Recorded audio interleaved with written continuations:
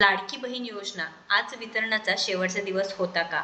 आजही लाडक्या बहिणींना पैसे जमा झाले का? ई-केवायसी दुरुस्तीनंतरही काही लाडक्या बहिणींच्या खात्यामध्ये पैसे जमा झाले आहेत किंवा काही बहिणींच्या खात्यामध्ये पैसे जमा झाले नाहीत.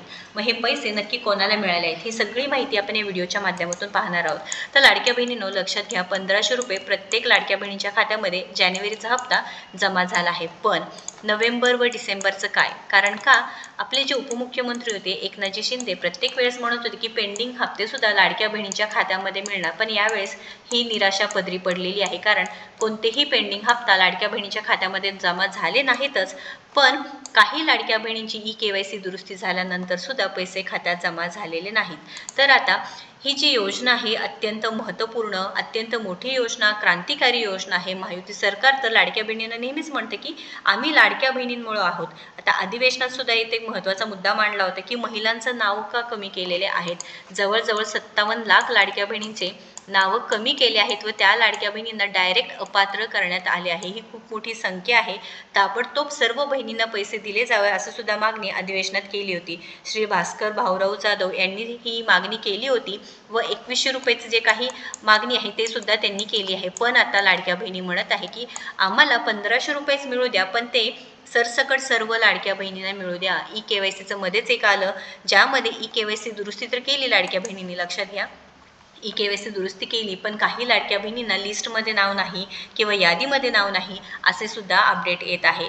तर लाडक्या बहिणींनो, सरकार अडचणीत नाही लाडकी बहीण योजनेमुळे, हे सुद्धा त्यांनी सांगितलं आहे. अधिवेशनात हा सुद्धा मुद्दा मांडला की अजिबात लाडक्या बहिणींमुळे सरकार अडचणीत नाही, लाडक्या बहिणींमुळेच सरकार आहे. तर तुम्ही लाडक्या बहिणींचेच पैसे का बंद होत आहेत?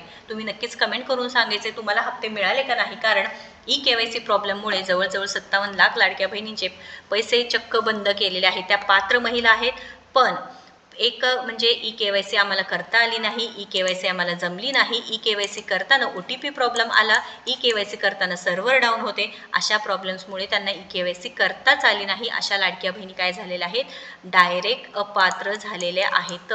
डायरेक्ट अपात्र, त्यांची काहीही चुकी नसताना. दुरुस्ती करायला तुम्ही एक चान्स देऊ शकता, तर पुन्हा एकदा ई-केवायसी करायला का चान्स देऊ शकत नाही, असं सुद्धा सवाल विचारला जात आहे.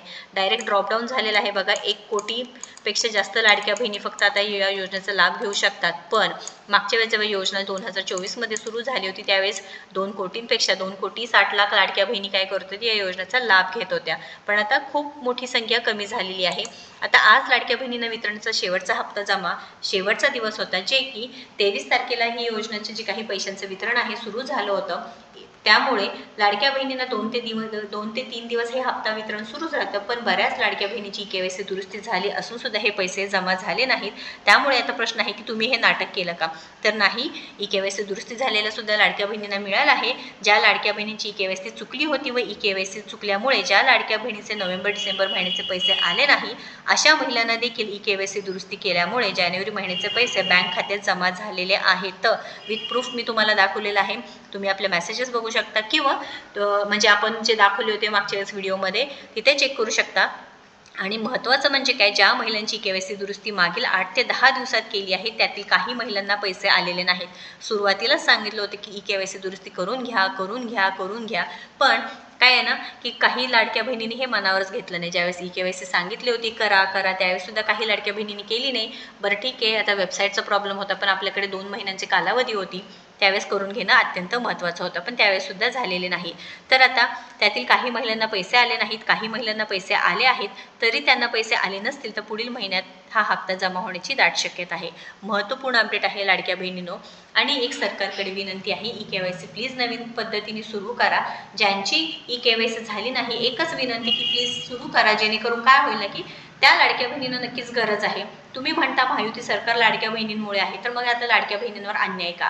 काही लाडक्या बहिणीची केवायसी दुरुस्ती होतच नाहीये, दुरुस्ती यादीमध्ये नावच नाही येते. यावरती सुद्धा लवकरात लवकर मंत्री अदितीताई तटकरे असो किंवा शासनाने लवकरात लवकर काहीतरी उपाय काढला पाहिजे आहे. तुम्हाला काय वाटतं नक्कीच कमेंट करून सांगा. तुमची सुद्धा ई-केवायसी झाली होती का नाही?